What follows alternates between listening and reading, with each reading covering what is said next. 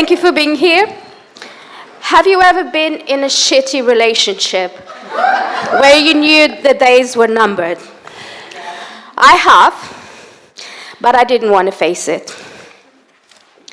That is how it all started for me. I started staying at work.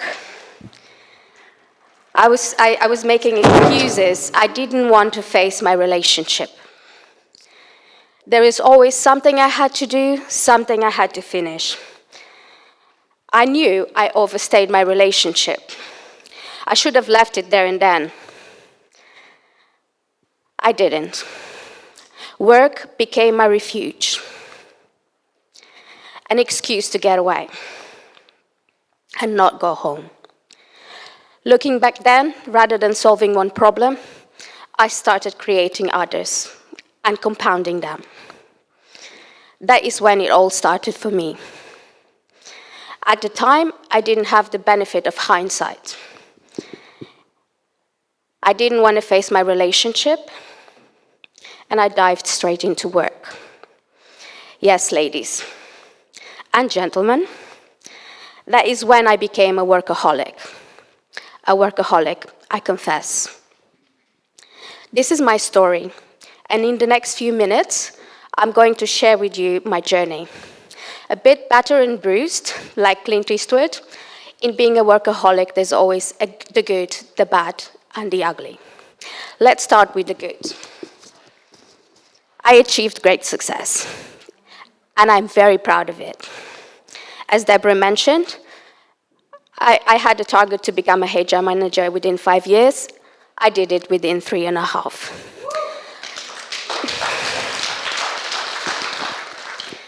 That has allowed me to get job flexibility.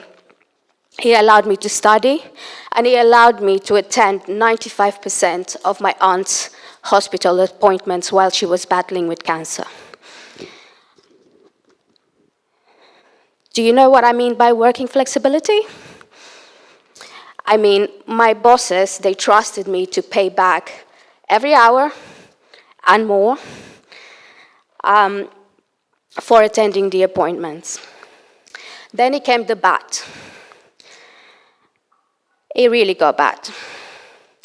I was glued and responsive to work emails at all the time.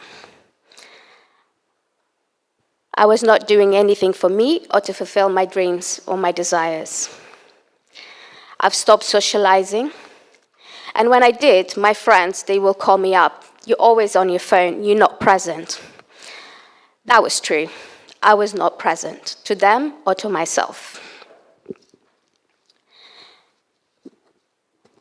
I was in utter denial and not fulfilling anything for myself.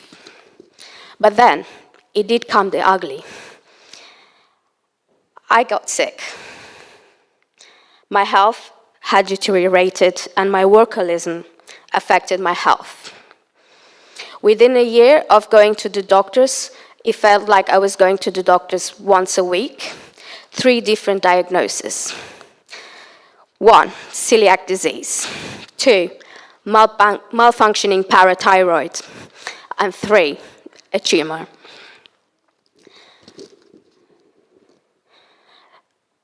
What's the first thing that comes into your mind when someone says tumor? There is no other moment that puts your life into perspective. I've been surrounded by cancer, and I know the devastation it can bring. Work is just work, but there is life.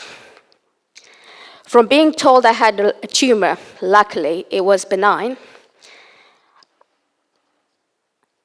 and having an operation, it helped me realize how much my health was important to my employer.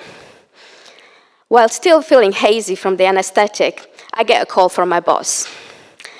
I thought he was calling me to ask how I was, how did the operation go? But no, he called me to ask something stupid about work. Worse than finding my health had deteriorated come the ugly realization that you are dispensable. And I felt that my health, or me, I didn't matter.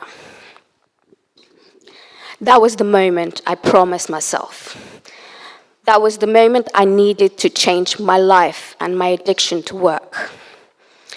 I was afraid. With change becomes other challenges. As an achiever, working hard, it was all I knew. I lost myself, and all became about serving others. The road to recovery has been challenging. We quickly adopt behaviors, but to change them is a lot harder. After all that, there was nothing else I could do rather than get up. I started my coaching journey. I coached, I was coached. I started my business. I started salvaging my relationship with my friends. Now, I have various groups of friends that I'm part of, including like Women Who Dare to Desire.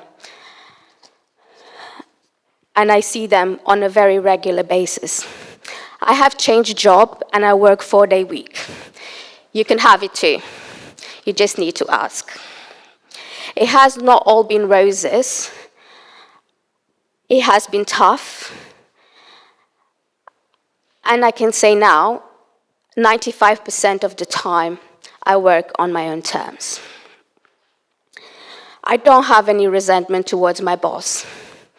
Actually, I'm very grateful that if it's not for that phone call, I would never realized how glued I was to work. Now I can say, I work to live rather than live to work. That is what I want to leave you with today. You have choices. You do want to be remembered. How do you want to be remembered when you die? Do you want to be remembered by being the workhorse, or do you want to be remembered by the person who kicked us? You have choices. You don't need to wait until you hit rock bottom. You can make that choice today. Being a workaholic is not all bad if you create the right balance between work and life. That is why I'm passionate about work-life balance. You may be wondering about my partner. That ship long sailed, and it was the best decision I ever made. Nowadays, I choose me, and I choose life. Thank you for listening.